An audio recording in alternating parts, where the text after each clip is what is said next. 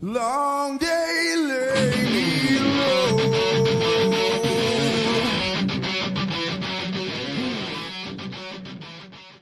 Yo, what's going on, everybody? Hopefully this doesn't blow up in my face. I knocked it over like 20 minutes ago, so it should be fine. Okay, good. All right. I do like the Southside Celsius. This is the wildberry one's my favorite. They're delicious. They're scrumptious. One a day to keep me strong. Speaking of one a days, we got the great co-host Angela Curry. I don't know how that segued, but it did. Me great. Well, it's not a party if it doesn't blow up in your face. So kinky. Yeah.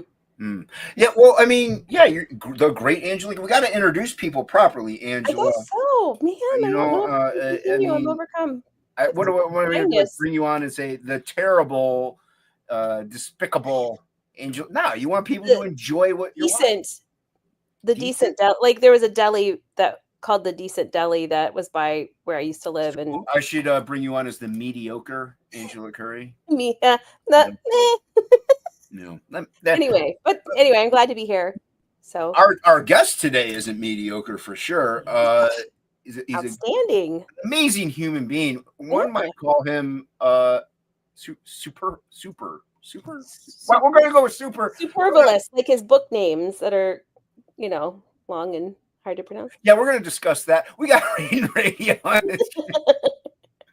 Hello. You can refer to Angela as regular viewer of the show, and I think the gutter as well. It is the best show. The show. Yes. It's like decent. It definitely is a show. Well, all this is just decent anyway. So. I mean, it's funny when I say, I was like, they're like, what are you watching? I'm watching the show. And they're like, what show? And I'm like, well, no, it's called The Show. We're creative. That's like the TV show You.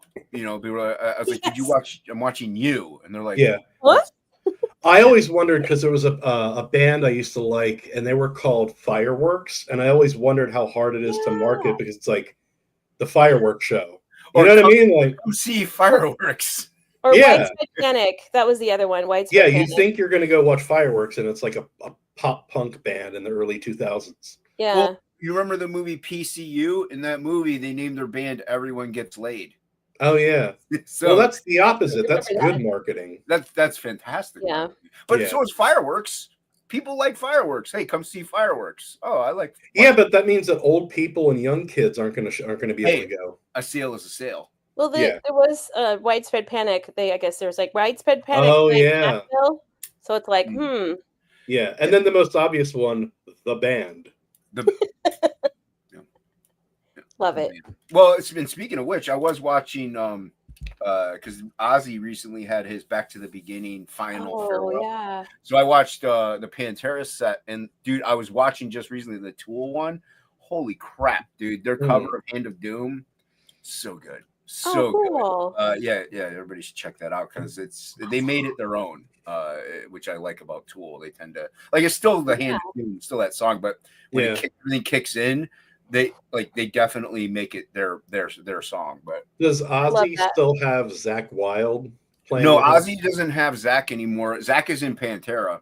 But then again, he might have played. I didn't watch the Ozzy set yet, but he might have played with Ozzy. I'm sure everyone played with Ozzy, but Inkspots told me that Ozzy was like singing in a chair, like a big throne. So I mean, the dude's 80-something years old. Yeah, the You're Gonna Be Dead Soon tour. Yeah, pretty much. Yeah. So, but from what Ink told me, he sounded great. So I haven't watched his set yet, but yeah, it's cool to see. And like the audio, I told Inkspots, like with Pantera, especially Phil, he's kind of a live guy. Like if you go see him live, he sounds better than the recordings live. Like there's something much, but the live thing that I saw on YouTube of the full set, he sounded great. So but everybody should check those out because they're cool. And if you like metal, you're gonna love it. But speaking of metal, we have a chat going, Angela.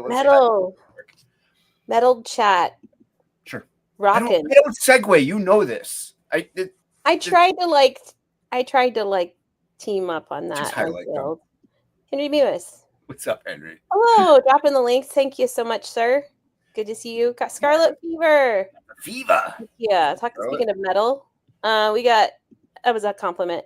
Edwin. Cheers, man. We're gonna have Edwin on August 10th. Yeah. Oh, we got Citizen Ronan here. Ronan, what's up? He knows a lot about American history, unlike myself. So, Haldir. What? Haldir's here. What's up, Haldir? Yeah, he knows this about American history too. He's gonna actually rescue me from Ecuador or England, wherever I get sent to. Why are we talking about American history? Anyway, it was on Bancroft's channel. Sorry, I digress. I mean, if people want to go watch that, fine. We'll end it. Everyone go watch Bancroft's channel. Screw this. Apparently. No. No. According to JP's book. Who launched? JP doesn't need to do anything. Don't worry about it. JP launched on Bancroft, didn't you? Yeah. I hear that's an okay channel to launch on. That's fine. I get it. Don't come to us. Whatever. No, I'm just kidding. No, Bancroft's great. Yes, you've been around the block a little bit. I'm assuming you like the metal musics. I call everybody by the screen name. Raiden, I'm assuming you do. So I used to run a record store for about 4 years. Oh wow. And it was basically the best job you could possibly conceive of because it was 1 block from the boardwalk. So every day I would drive to work, listen to records, eat pizza, drink coffee. That was it. Like the best job you can possibly imagine. And it always kind of bothered me whenever I would hear people say, I listen to a little bit of everything, because it's like, I really do listen to a little bit of everything. If it isn't country or reggae, I'm into it. But see, even there, like, you don't listen to a little bit of everything, because I'm with you. Country can just never exist, and I'd be happy. But yeah, so I'm with you. Like, I listen to a little bit of everything. Yeah. No country. But yeah, But if you're talking metal, you need to dig down and get like really specific, because I like a lot of prog, I like a lot of gent, I like a lot of metalcore, melodic metalcore. Yeah, and I could keep going. Like I could. Oh well, there's so. I love mathcore. Do you know about mathcore? I do know about mathcore. Yeah. There's so many different subgenres to metal, and that's why I mean I generally do blanket it as a term of metal, because it does have a unifier of. Oh, I'm sorry. Here. Why are we Citizen Rona is saying it's unsettling to see JP without the porn shades. So, but if you want me to name like some specific bands, Gojira. Oh, there you go. Between the Buried and Me, Misery Signal, Shai Hulud. Wow. Animals as Leaders, I'm a big fan of. Like even there's a band called Electronic Animal Petting Zoo, I believe is the name of the band. And they're to me kind of metal, but they're still more like a synthetic electronic feel to them. And there's so many different subgenres to metal out there, and I do like to blanket it almost, because like I said, I could put it to somebody who listens to pop music, a band that I don't really consider to be metal, and they would listen to like, oh, I don't like metal music. It's like, well, this really isn't. But yeah, I do blanket it. And like if you're going to be going on with Luke, right? Or you already have? I don't think I have him lined up yet. Oh well, he sucks. Don't go on his channel. Oh, okay, good. Yeah, no, go book with Death Metal Hero, because Oh yeah, no, sorry, you got to be more specific about Luke's. Yeah, sorry, I'm on with Luke tomorrow. Okay, because there's the Fund My Comic Luke. So yes, yeah. Who is also a wonderful human being. He is a wonderful human being. But no, Luke definitely is more into the harder, metal than what I'm into. Like the heaviest I get is like Lamb of God, which is pretty heavy. Like I like Gojira too and stuff like that. But like as far as like like I don't listen to like death.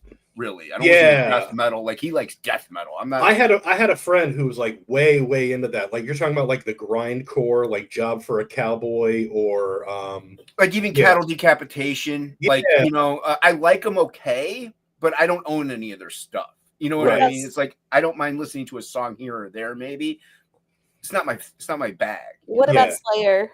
I don't mind Slayer. Slayer's not really death metal though. Yeah, Slayer's just. I consider Slayer it's thrash metal. It's thrash metal. But this is what we're saying. Like, there's so many different subgenres to metal. Slayer's metal.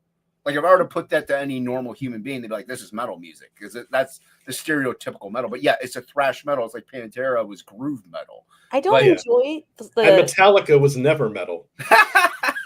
Ooh. I mean, come on, Kill 'Em All, Ride the Lightning.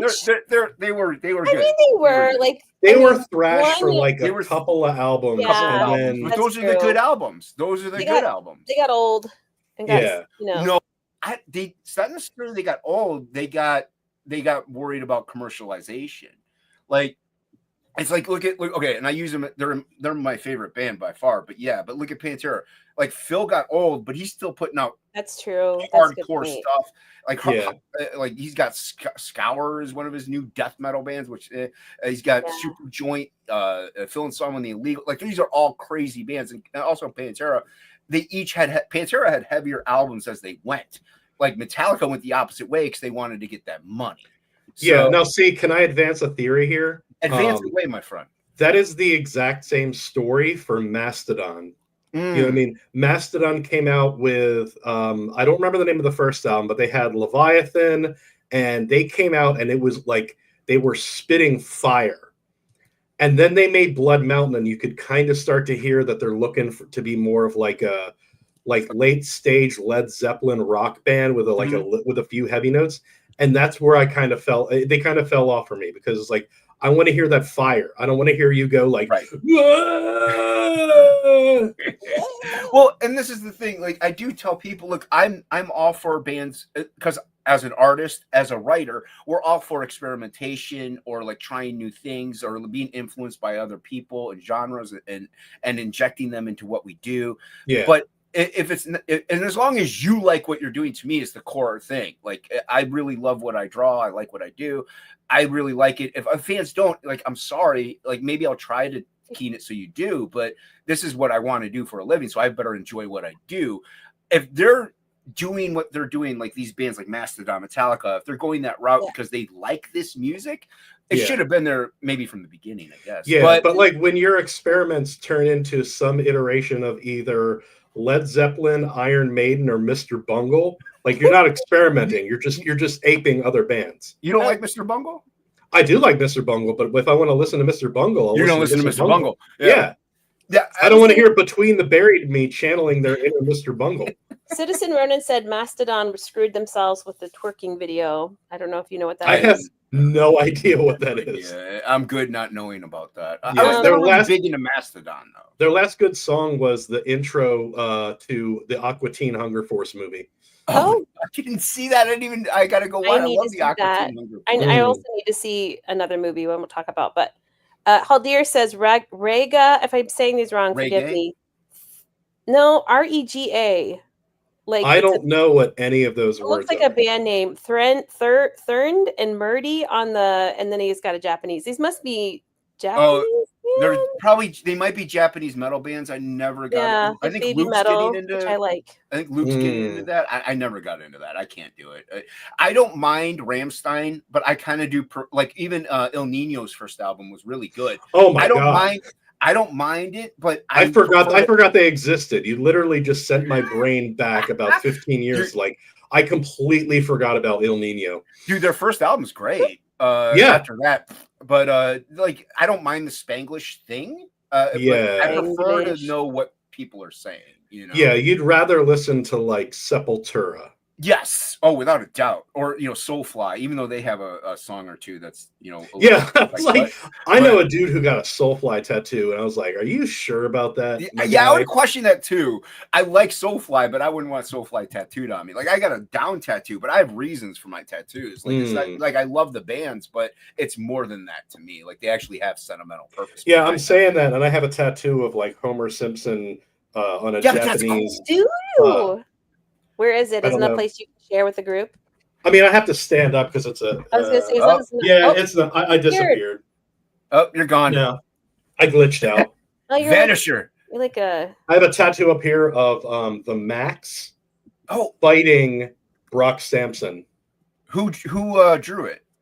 This was like forever. This is actually when I ran the record store. It was just a guy who did tattoos in town. And he, did he do it justice? Was it like a Sam style, or was it his own? Okay. That's what I'll say about it. Like, I'll take okay. If I could go back and redo it, I'd probably redo it. But I mean, you're talking about one of my biggest influences, Sam Keith. So yeah,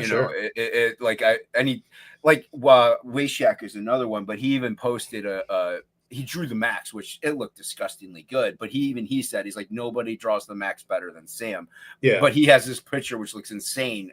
But it's still way Shaq. It's not Sam. You know what I mean? Like you can see the difference. But no, the Max was actually hugely influential on me because it's like it's a story about a lot of my writing is essentially me trying to make ordinary ideas that most people are familiar with, but through the lens of something super. And that to me is like what the Max is. Like the Max is essentially a story about like grief and pain and meaning and purpose, but it's kind of dressed up in this superhero aesthetic. Yeah, and not only that, even like the story with Julie and Mr. Gone, that whole just tragedy and just him kidnapping her, and like it's about horrific events. But then you have this guy in the outback fighting little guys. Like it's just I say is that how you pronounce it? ISZ or ISZS? I can't remember how he spells it. I think it was the is. It's pronounced is. That's how I always pronounce it. Is this the name of a band? No, we're talking about the Max. Oh, you guys have moved on. Okay, we moved on. Angela, keep up. That's what I get. I'm still like reading through the band stuff. Haldir, if you want really good Japanese instrumental bands and you haven't heard of them already, I would recommend the band Toe and Light, Lite. Also, Mouse on the Keys is like jazz, Japanese jazz rock. I mean, it's not Japanese, but check out Soften the Glare. They're instrumental. It's got the bassist from Mudvayne in it. We have Phil and Flying Feline here. What's up, Feline? Your words are hard today. Like and subscribe, everybody. Cilantro Feline.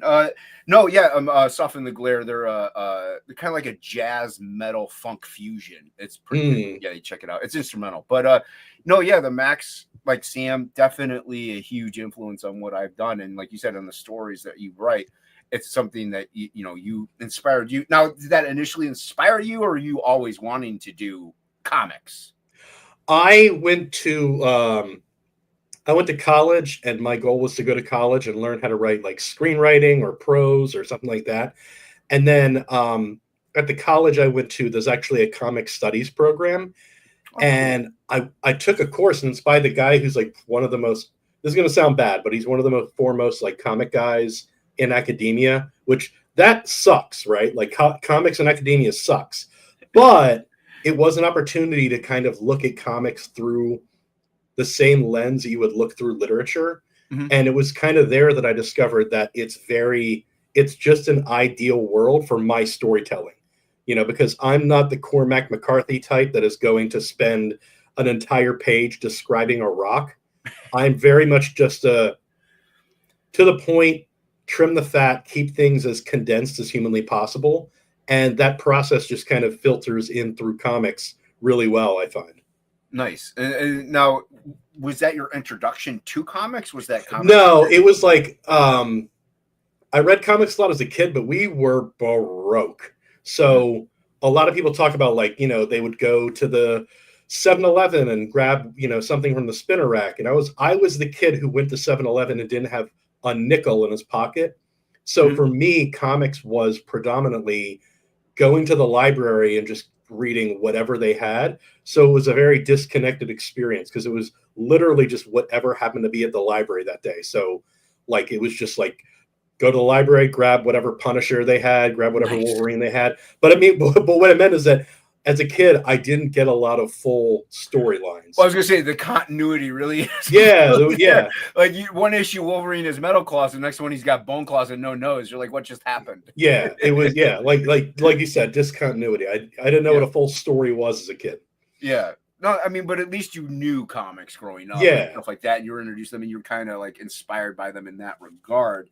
And then, but I honestly, and you say maybe looking at comics through a literary viewpoint, like an old school novelist. I think, like, okay, you have the writers like Alan Moore, Neil Gaiman, like you have the Chris Claremont, who have like these in-depth, full characterizations. I think it's fine to look at comics as a fine literary standpoint. It's just a different means of digesting the medium of a written thing. You just have pretty pictures to look at too to help guide you. So, and in that regard, like you like to trim the fat, you say, so you give your artist then probably a lot of leniency whenever writing. You're like, hey, I kind of want him standing in a field of grass, do whatever you want, like bird's eye, whatever, you could do whatever you want with cameras. Like, how much leniency then do you give? Yeah, so typically the process I have for making comics is down to, writing a full script, sending it to the guy I know who edits for me. I get back the edits. Then I'm going to the artist with a full-on script. But then, like, really the process is only half done, because once I start working collaboratively with the artist, what I immediately start spotting is other ways to trim the fat, right? Because there is the story I've told with words, and there's going to be their version of that story in art, and we don't want to clutter up the page. We don't want one to step on the other. So the editing process starts all over again. It becomes what actually needs to be said here that isn't, superfluous to the art, right? So again, it's like another step in the trimming the fat process to try and make things as cohesive and tightly written as possible without there being any ambiguity in the writing. Now, you have the show with all this. Is he your editor? No, it's actually an old history professor from Maryland that I work with. Wow, that's awesome. Yeah. Is there a reason for that? Like that, not all this, but the history professor. Like, he's just a guy for the history professor. Yeah, he's just a guy that was I just always clicked with when I was in school. Cool. We just kind of got each other and we're on the same page. I don't think I could ever let Aldous edit my work, because I've noticed that whenever he and I talk collaboratively about a story, we want two completely different things. So I think it would just be a really poor match. You know what I mean? Yeah. Like, if we went down that road, we'd probably end up yelling at each other, and then the show in the gutter would die. We'd no longer have the show. Yeah. Yeah, we just have different ideas of what kind of story, Right. Well, I mean, it's like they say, don't work with family, don't work with friends. Yeah. I mean, honestly, Ink Spots and don't work with family, don't work with friends, don't work with all this. It's simple. Yep. And Ink Spots and I weren't friends when we started collaborating. They still aren't friends. Together. We're still not friends. We hate each other completely. Yeah, sure. But but we did develop a friendship over. But we just tend to click because we don't. This is going to sound wrong, but we don't care what each other does. Like, we care obviously what it looks like and stuff, but we don't step on each other's toes as far as the collaborative effort goes. Like I don't think it's stepping on a toe to be like, hey, I want to trim the fat here. I want to do it. It's your project. It's your book. It's your thing. But with something that's a collaboration like Frog, like especially Frog, because we have our own things that we're going to do, but we mainly just be like, hey, I'm going to draw it. You color it. Whatever happens, happens. But that's more of an artsy type of a thing that we kind of do.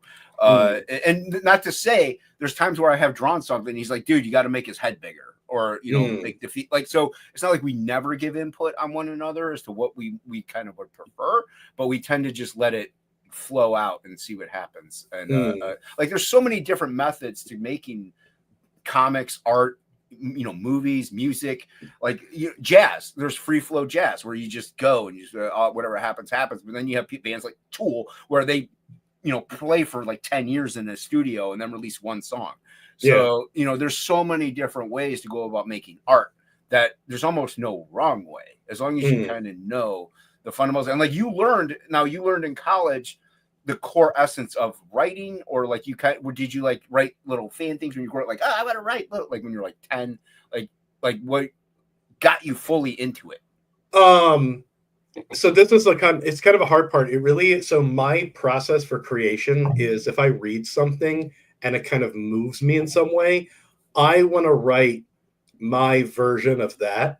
And a lot of it can be like a bunch of influences wrapped up into one work. So, for example, Eudaimonia, the series, was inspired by everything from All Quiet on the Western Front with the World War I, Beowulf. Beowulf. Beowulf technically, Beowulf predates the written word. You know what I mean? Yep. And it was recited by bards who had to memorize it. And so, in order to memorize it, it was kind of conceived in rhyming form. So it's basically the first epic ever told. But when I went to school, I was basically studying as much literature as I could, as much history and philosophy.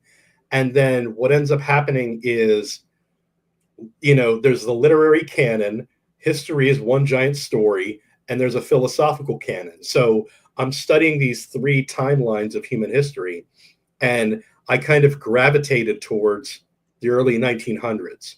So that was just the most interesting time to me, because it was right before the beginning of modernity. There was World War I, there was the Harlem Renaissance. And so for all three of those timelines, that just became really interesting to me. And everything I've made since then has basically been kind of like me trying to make something that would fit neatly into that chaotic world of the early 1900s. No, and that's interesting, because like in doing something like that, because of the early 1900s, we obviously don't live in the early 1900s. How do you separate, like, because everyone puts, even if it's 0.01%, everyone puts a little bit of themselves into everything right. they do. So how do you separate yourself, your identity, your viewpoints from now to like writing right. a character or an idea based in back then? Like what how do you do that? I try to imagine myself in a world where. Do you still inject yourself in a way? Yeah, I mean, there are a lot of really interesting questions that get raised in the early 1900s. Like we're coming right off the heels of, things like child labor, right? So that's really interesting. An honor-based society, that's really interesting. We're going from thousands of years of warfare that consisted of a couple of groups of people on the other side of the field from each other, in accordance with Alexander the Great and then later Napoleon, to machine guns. Like, what would that be like? You know what I mean? All of a sudden, the entire history of human warfare has been changed, like, instantly. Even things like the written word, like we're going from hundreds of years where, a poem had this many lines, this many syllables, this much rhyming, rhyme and meter, to you can do whatever the hell you want, because that's really what modernity kind of ushered in. And how, if I lived back then, if I lived through all these ideas and everything in the world just started shaking under my feet, what would that do to me personally? Like if you woke up one morning and the world that you grew up in was just gone and you're living in this new chaos, what would that be like? Which I guess kind of is relatable today in some ways. In some ways, yeah. I mean, like, especially with day-to-day life almost that we're living, is like is the current events, especially. Look at what's happening with, they just nuked this thing, and these people are rising up talking about these protests, and like, well, what's gonna happen tomorrow? You know what I mean? Like everything keeps, topsy-turvy, flopsy-wopsy. But so maybe that's why, like, when I see AI and people freaking out over it, I'm like, yeah, it'll be fine. It's whatever. With AI, at first I was like, oh, everything's doing chaos. But my viewpoint, it's not changed, but it's like been slightly altered, I should say. Yeah. I've come to accept certain uses for AI and stuff like that, and integrated it and stuff like. As far as like an artistic thing goes, to me, I'm all for AI because of like medical advancements and stuff like that, for sure. Right. Yeah. So there are reasons for it, in my opinion. But the thing I find really interesting about it is that a few years ago, nobody cared about AI when it was an Instagram filter. You know what I mean? Like now it's a problem. Not necessarily true. There were plenty of people like, oh, it's just a filter. That's not what she really looks like. That's not his real, Right. But that is basically AI. That is AI. Oh, without a doubt. I never thought of that way before. It wasn't. It was. What was it? It was like, when it came for her. Yeah, it was like when it came for your stuff. Now it's a problem. Now it's a problem. Yeah, exactly. And that's the only time. But to me, like, we could go into a 4-hour discussion about AI. But with why don't we transition then from AI to Allen Iverson? To what? Allen Iverson. AI. I don't even know who that is. Anyway, I have to Google it now.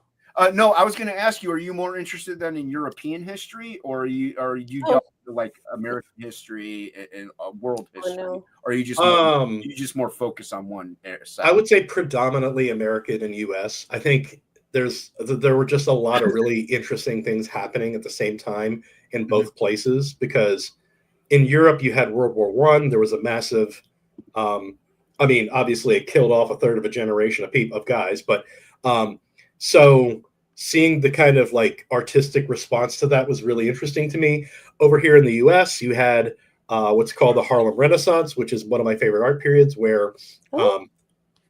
the way I've explained it is about 100 years earlier, Americans' artistic identity came defined by forging the American identity, right? And American identity is a rebellion against European identity. European identity is a bunch of closed borders, and there's nothing left to explore. America has the new frontier. And so our art became enveloped by this idea of like rebellion and exploration. So the way I describe it is when people become free, that's when they show you their true art. And post-Civil War, when we had freed slaves over here, they began forging their artistic identity, which was the Harlem Renaissance. Nice. So that's where you get like jazz, blues, things like that. Right. Yeah. No, that's interesting. That's just incredibly yeah, it's interesting to me what people do when they attain freedom and start making art.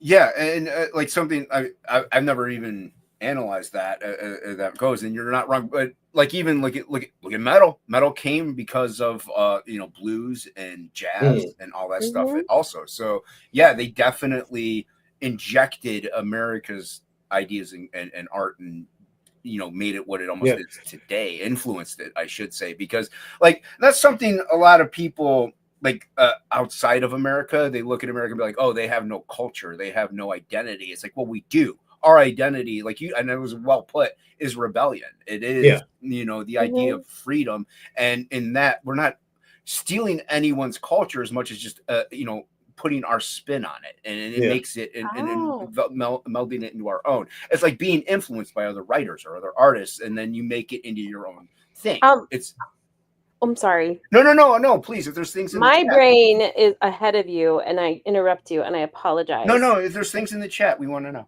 No, it's and this, if I say this wrong, this is from Massimo, and he says, as a certain creator said, it's collab creation or something. They say these days using created art pushed through AI.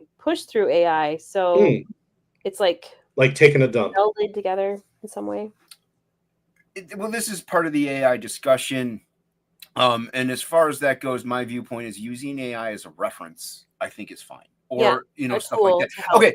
Okay. And this goes into a illustrative viewpoint. Like if you look at Marvel back in the day in DC and stuff, they were tracing buildings from other comics. They were like stealing from like panels from manga, and they were just tracing.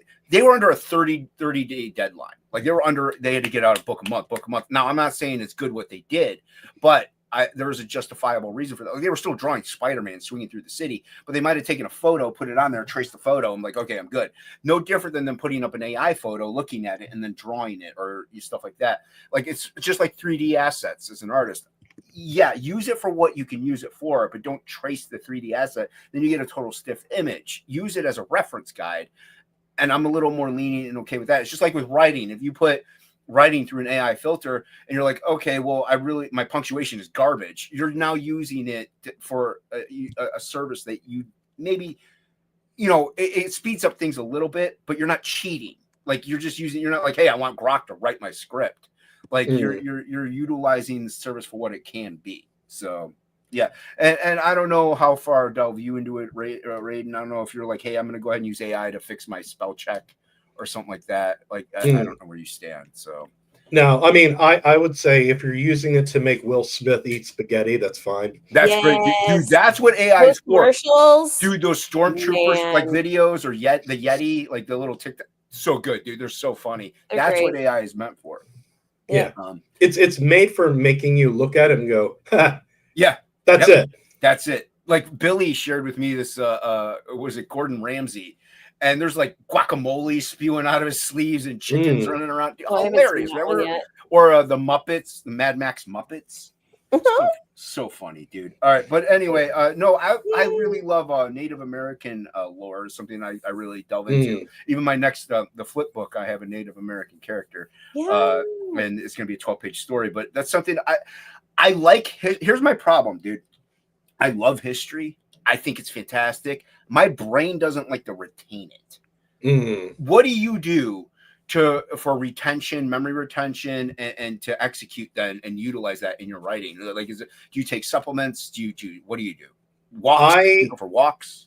I tend to read as much as I can from the people who experienced it, because the version of history you're getting is inherently biased, right? Yes. So, like to give World War I as an example, you could go back and read all kinds of things that if you were against the war, you would look at it as just being nationalistic propaganda. Mm-hmm. And if you read the actual writings of the soldiers, you would get a completely different view. So I try to read and consume as many sources of material that are as close to that history as possible. So again, to give an example, World War I. I want to know what the soldiers experienced. I went and I read their writings. I also read psychological journals at the time from the doctors who treated them. So that's pretty much my process. I'm a weirdo, though. I just like to really dive in and find as much information that is as close to the time as I possibly can. Yeah, well, I mean, it is true. Like, I might like history, but some reason my brain doesn't. So it doesn't. So you tend to retain the things that your brain is like, we're gonna keep this as a memory. Like, I can remember what kind of what color my mom's favorite color. I can remember, like another person's favorite animal. I remember all these things, but when it comes to who won in a battle in 1914, and I'm like gone. I'm terrible with dates. Oh, dates I'm terrible with, but still, just history in general. I can listen to the same history thing a bunch of times, and I'll be like, oh, this is new to me, even though I love it. I think it's fascinating because that's where we come from. And so how much then of is so then okay. And I was going to talk about it once we pulled up the campaign, but how do you say the name of your book? There's a phonetic spelling on there, but it's a word that I've heard it pronounced a million different ways. And I don't think there's a wrong way unless you just start adding. Let me try it. I was going to say, sure. Hold on, let me stop. I was going to say eudaimonia is what I was perfect. Say. Perfect. Okay. All right. That's how Go ahead. Basically, you're going to pronounce the word and you're going to put the emphasis on one syllable, and on two syllables. Whichever one you pick is up to you. So it could be eudaimonia or eudaimonia or eudaimonia. It doesn't matter. It doesn't matter. What, Angela? Go ahead. No, where do you come up with your names? How do you what's your... So eudaimonia is actually a word from philosophy, from ancient Greek philosophy. It basically means... It roughly translates to the good life, and it means that in life which makes the trials we endure worth enduring. Yeah, that's a longer title. Yeah. Yeah. But I mean, like Aristotle, Socrates talked about it a lot. It was basically like everybody is looking for their eudaimonia, whether you realize it or not. And see, that's another thing. I'm fascinated by philosophy. I love Tolstoy and stuff like that. Albert Schopenhauer. I love all these guys. My brain doesn't want to retain it.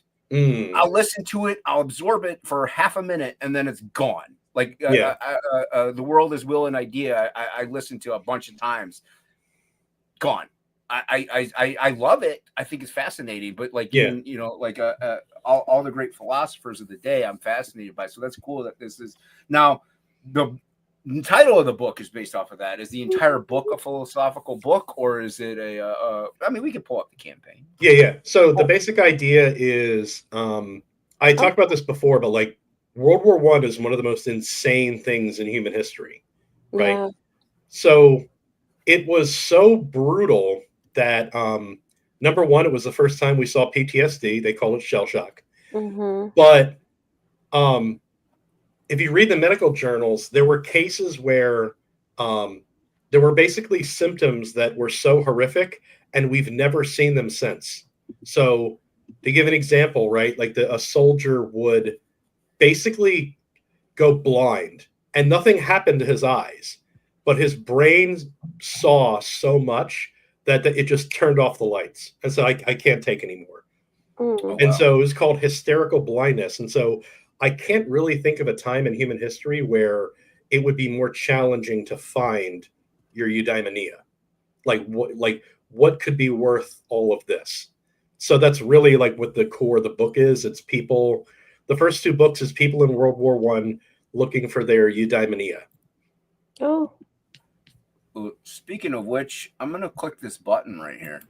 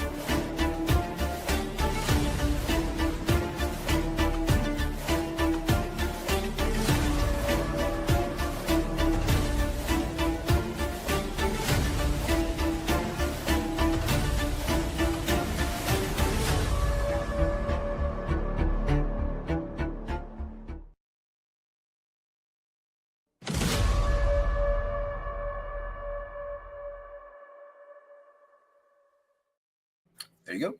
That was cool. So, who did the trailer? Oh, I did. Nice. Good Any job. AI used in the trailer? No. Really? All AI. Wait. All AI. Okay. He said no. That's what I said. I was like, I admit I wasn't looking at the. Angela, these are called jokes. I mean, I don't know if you heard of them. Well, I couldn't tell. Every now and then, people say something that's maybe slightly fictitious or misleading in a just way, and it makes you chuckle. For like a second, you and JP connected in the sound of your voice. So we are one. I heard all AI for a second. I thought it was him. Jason, JP. I mean, you guys are those names. So this is an anthology, then, my friend. Yeah. So book 3 is so we were talking before about college. When I was in college, I was doing the creative writing, and I was trying to get as many short stories and poems published as I could. And so for about a 2-year period, I kept getting published in different periodicals. Nice. And this anthology is all of those stories that I created while I was making Eudaimonia, but converted into comics. Okay. And then I got like a different artist on each one, except for the original artist from book 1 and 2. He does a couple stories in here. Well, I think that should be the way it goes. Like Inkspots, we're talking about with our flip book that we're going to do on Hinged Inks Presents, because we're going to maybe have other artists work on it, but we're like, we should probably have a story in each one, just so that way, it is a reason for, like, I think, because if people love that artist, they're going to want to keep following the book for that reason. And nothing made me more mad when you buy, like, Spider-Man, and you got somebody else that's not Todd McFarlane while he was working on it, and I'm like, I don't want it. But so it is smart to have the original artist do a few things in the book. So it's, how many stories are in the book then? So that's going to depend on how many get unlocked on the campaign. We just unlocked the second story, but shoot, I don't know how many off the top of my head. I know we're currently at or around 50 pages. Wow. So it could get, I'm hoping to get it up to 60, but let's see here. 1, 2, 3, 4, 5, 6, 7, 8, 9, 10, 11. And the one that just got unlocked hasn't been done yet. And then there are at least 2 more. So minimum right now is 13. 13 stories. I saw some names on that. I was excited to see. So 13. Yeah, that was the other cool thing, is to kind of like, I spent the last couple of years just kind of hanging around and like seeing, like checking out other artists and seeing other people who I think might gel well with me. And so, yeah, it was cool to work with Jose, Rich Ayala. I'm trying to think of people that I can actually name, because It hasn't been announced yet, but I do have a couple secret ones in here. Yeah. We don't want to spoil any of them. And hey, you named two fantastic names anyway. Rich Ayala, dude, forget about it. That two of my guy's favorite amazing. people. Yeah, exactly. Jose can bang out anything really quick and good. You know, he's really good. I noticed there was a cartwheel. Like there was a picture of a cartwheel in a house. Did you do I did post a link to your channel. Did someone do artwork for one of the videos you did about a story? That's what it reminded me of, and maybe it was in the trailer, Jason. Yeah, I think that might have been Emmy's. Yeah, I think it's the one on the bottom right there. Is that from that little short story you did about growing up? So that's from the story that's actually on the campaign page. It's called The Last Summer, and it's basically a short story about. Okay, so here's a demonstration of how weird I am. It's narrated. It's narrated by the summer, like a personification of the summer is narrating it. Okay. And the summer is talking to a guy about their experiences together, right? So you're a kid, and the summer is this magical, wonderful time that you can't wait for. And then you get a little bit older, and it kind of loses that magic. It isn't the same anymore. Yeah. You know, you're taking the kids to the beach, and like you got to find parking, and it becomes more of a headache. But then it kind of ends with him as an old man, and he has his grandkids. And the summer is basically saying to him, you know, I've known you a long time. We've had an up and down relationship, but I need you to get up and go run around the way you used to, because this is the last time I'm going to see you. This is your last summer. Oh my gosh. And so really, it's sad, but anyway. it's a celebration of life by looking at it through different, like through the lenses of time. No, that's a great concept. It is. It's like picturing the season as a deity almost. That's pretty cool. I like that. And like you said, definitely different. So no, that's a slice of life tale. Are each one of these stories a slice of life, or do you have like a mixture of things? Like this one's kind of heroic, this one's a slice of life, this one's more other subject insert here. Are they all kind of like those kind of tales? I would say that they are closely related to slice of life, but depending on your viewpoint, some of these are horror. So okay, there you go. Oh. Well, one of them is a story about a guy. One of them is a story about a guy who wakes up on an airplane full of dead people. Yeah, now we're talking. And here's the worst part: it's based on a true story. No. Yeah. Oh my, that sounds like a Alfred Hitchcock like thing. Yeah, it's like there's something on the wing. Yes. Twilight Zone. Yeah, that's the only episode I really know, pretty much. Oh yeah, that's why I like. It's a mixed bag. You know, there's a story about a stripper and her chicken tenders. You know, do they have good chicken tenders at strip clubs? I don't even know. I wasn't a strip club. I look. I don't want to spoil anything. Oh, my friend, now I got to back it. Come on. Never mind. I just heard chicken tenders at strip clubs. Yes. Am I in the right conversation? Okay. Yes. Yeah. Making sure my ears are working. Angela. Come on. Get with the program. I'm trying. So you have a plethora, one might say, of talent on this campaign here, and these are some of the stretch goals, or all of the stretch goals. I mean, I have lofty goals, but it might be a little bit too lofty. Basically, whatever gets unlocked by campaign's end will be where it ends. If we really make it past that last one, I'll be happy to, throw something together and put another story in. But that's no, keep going. Oh no, that was like no, that's it. Oh okay, yeah. So you said you have there's 50 pages right now. How long is each story? Is it a certain page count? Is like each story's 10 pages, or do you just like whatever it was? Yeah, it's I'm trying to think. Most of them are around the 4 to 6 page mark. Oh, so wow. It is a lot like the old like horror. Yeah, the old horror anthologies. Yeah. But there is one that is going to be 1 page. Whoa. Yeah. Okay, like because Ink and I are going to do the flip book, and I even told him like, dude, 12 pages is not you know, that's not a whole lot to get a story in there. That's what like Marvel Comics Presents. Like they like what 6 pages I think was each one or something like that. That's the reason why they had to do like 5 parts for a book. Because I mean, to do a 1-page story, that's not easy to do. Like, well, I mean, some of them are what's the word for it? Like a vignette where the story is nothing more than a silly idea I came up with transmitted through the lens of an artist you love. You know what I mean? So it's really not meant to be much more than that. It's just like, here's a couple pages. Here's a kind of, you know, bananas idea, and I got this guy to draw it for me. But you're still. But then there are other ones. Yeah, there are other ones that are like much more thought out and broader. Yeah, but you're still getting beginning, middle, and end in each one. So that's not easy to do in 3 pages, 1 page, even 10. Like it's like it is a very challenging thing. And so now, like you said, you wrote these a while back. Are any of them freshly new?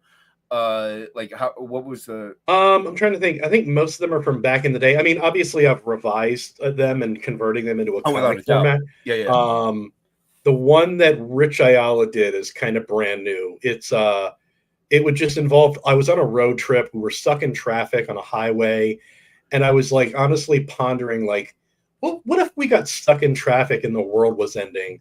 And so it's just a story about a guy stuck in traffic at the end of the world. Well, and that is great because that is kind of how a lot of ideas do come into your head. Like you just like I said, you go for a jog and all of a sudden you're like, you know, what if I was being chased by a 3-legged tiger with horns? I'm like, no, that's a story you just have. So you know, I mean, the things that just pop into your head at random. Like I do my little videos and I tend to accidentally pop into my head a subject matter while I'm at work. I'm just shipping things and all of a sudden be like, you know, oh, I could talk about that. And then I'll like write it in my notes, you know, just a quick synopsis, like a thing. So yeah, it's amazing how the muse strikes people at sporadic moments. It's pretty interesting. Yeah. The other thing I really wanted to do with this book is try and offer a better price point for people. So we were just going to get to that, my friend, because I know you were under a deadline because we got the amazing K-pop after this that you're going to be on. And I would like you to have a little bit of a break in between the streams. So sure. Yeah, I mean, I've done the promotional, you know, train, and it's grinding. So you kind of want a breather.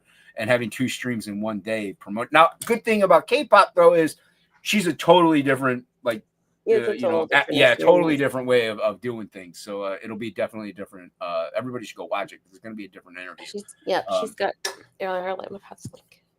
yeah, whatever Angela just said. It was mumbling and no one understood it. No, sorry, I was. No, it's a day. Okay. Once again, these are jokes, Angela. Keep up. So speaking of price points, is this the featured tier here, the bundle? Yeah. So I started just upping my print count because since I made those first 2 books, I started getting into doing like cons and like art events and like literary things. So by printing more, I can kind of bring the cost down a little bit. So the people who already got the first 2 books, your copies are etched in stone by having that first edition, you know, stamp on it.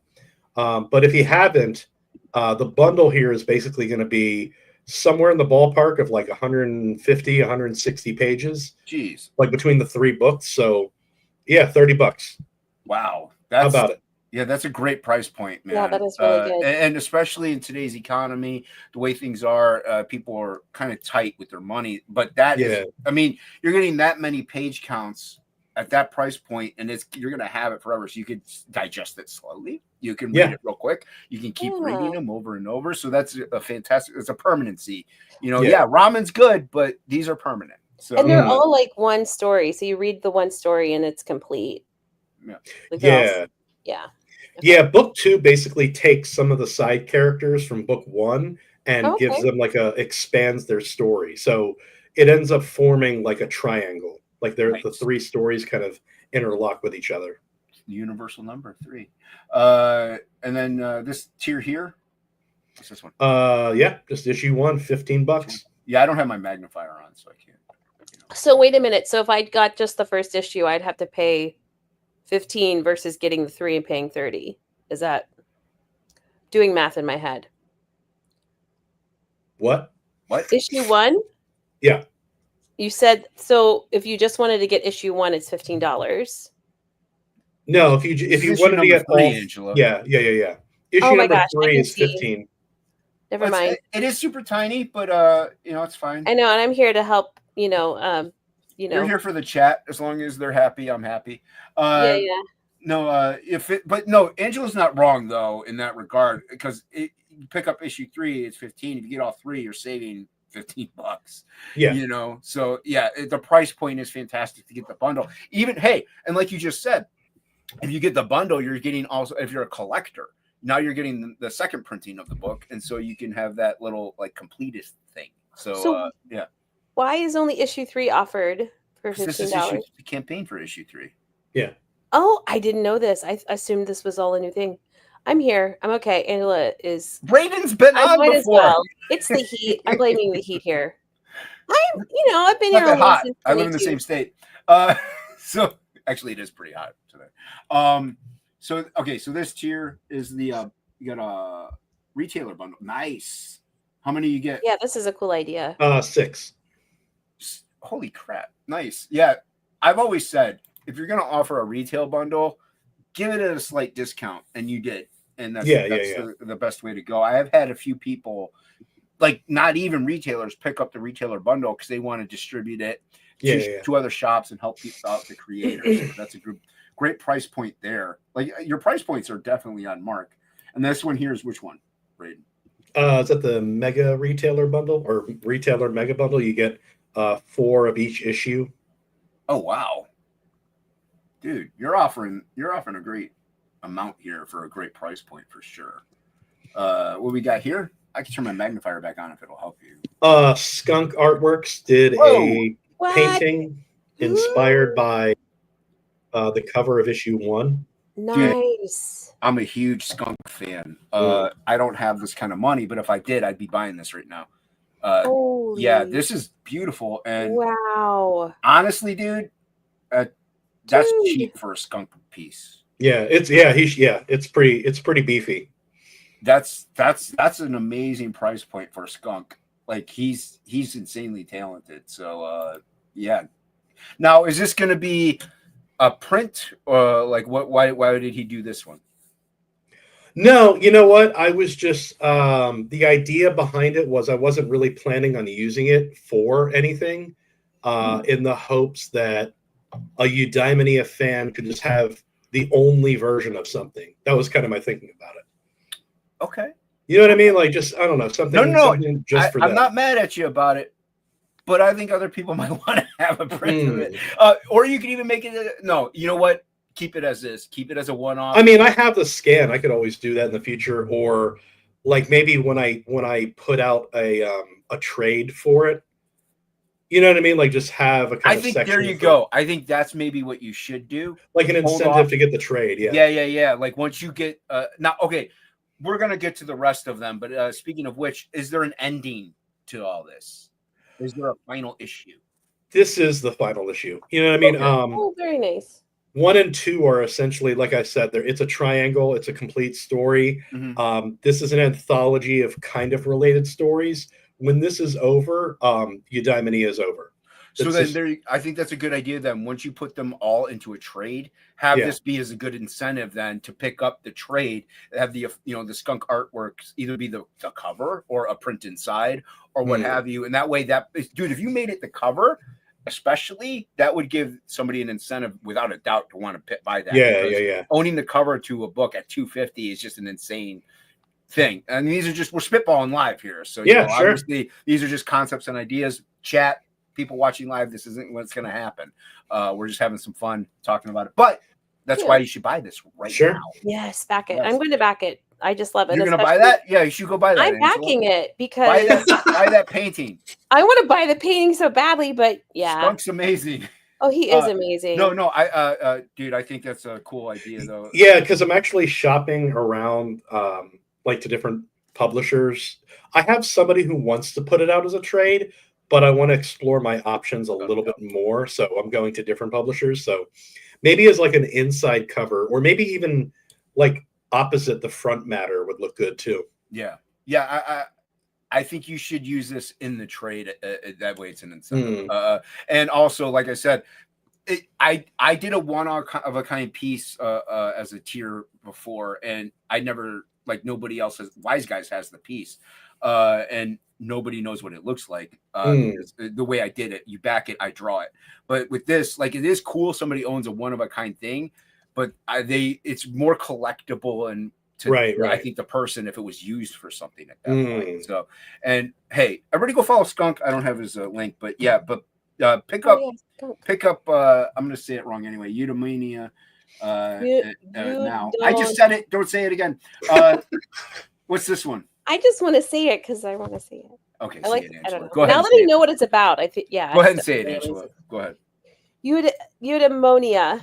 Woo! She did it.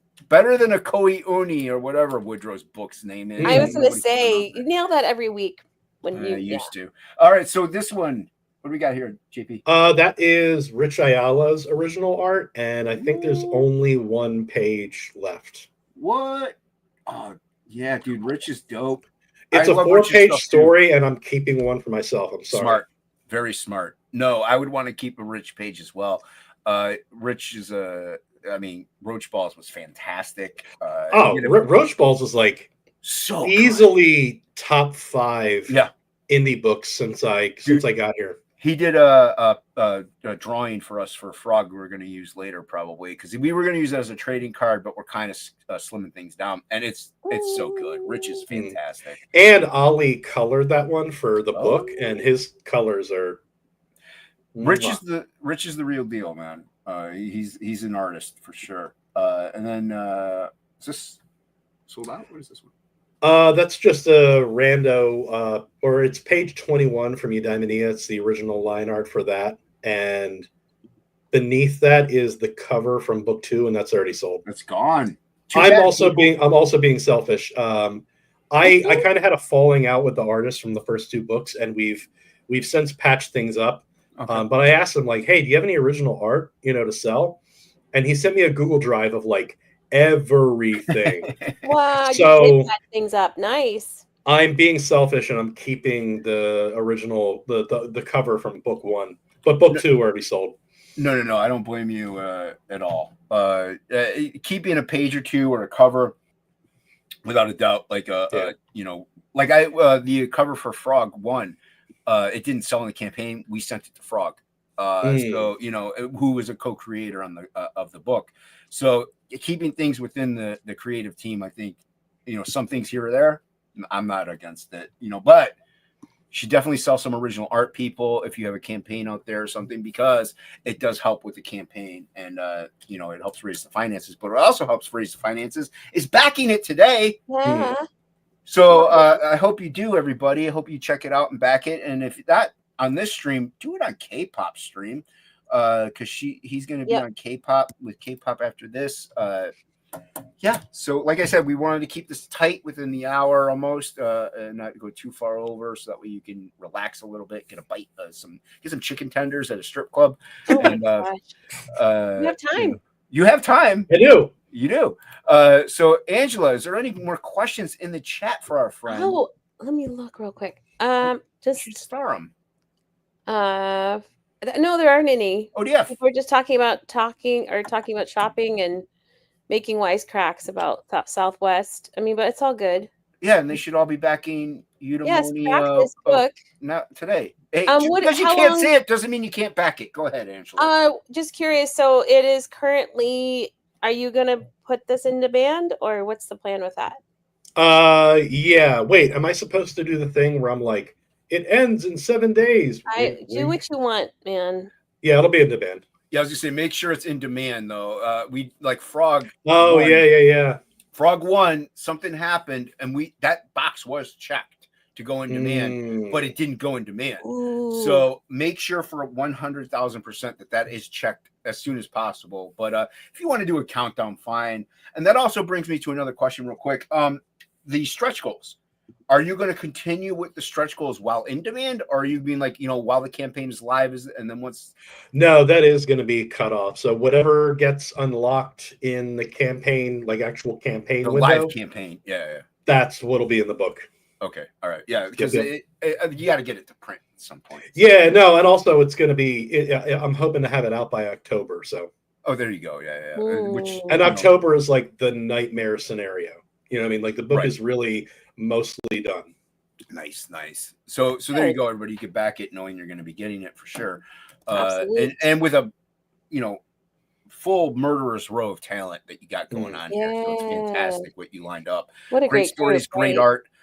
Angela, do you have any last questions for our No, I have no more questions. I'm really looking forward to this project. I'm glad I got to hear more about it. So yeah, and you're backing it right now, which is good. I have one last question for you, Mr. Raiden, sir. If you could have any superpower, what would it be?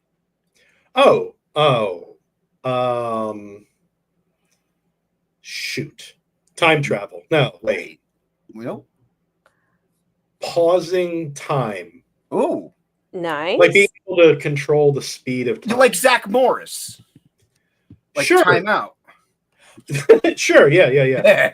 For some reason you said Zach Morris and I thought of Uncle Joey from Full House. And they could not be tomato. Yeah.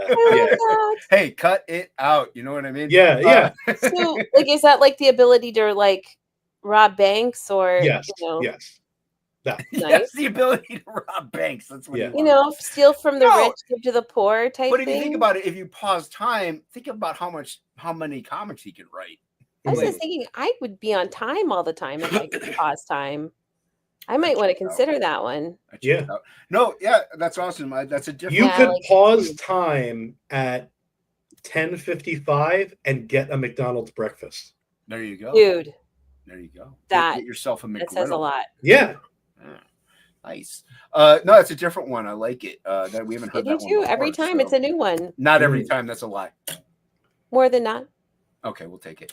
Thank you everybody for watching. I really appreciate it. And I just redirects to K-pop. Stick around for K-pops because you didn't hear it all. We're a shorter time frame. K-pop goes for like 7 hours. So check it out. Thank you, Angela, for co-hosting. JP, thanks for coming as always, on, man. Thanks for having me on. You guys are awesome. Anytime, dude. I appreciate it. Project, hey, Alistair.